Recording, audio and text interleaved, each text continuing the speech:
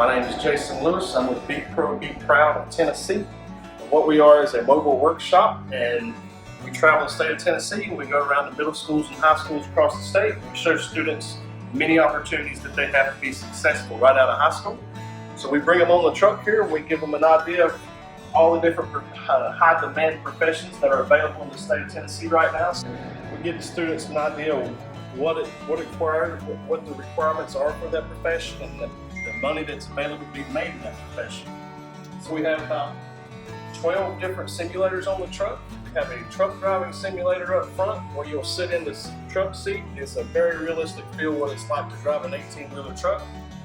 We have heavy equipment simulators. We have a bulldozer and an excavator. Those are the actual controls that you'll have in an excavator.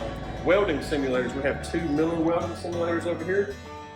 Those simulators will score you and grade you, so it gives you an idea of how well you weld. I'm Lydia, and I've been working at the welding station, and I think it's super fun because it gives people a chance to be able to work on something so small and technical and then end up being something really huge, like putting something together.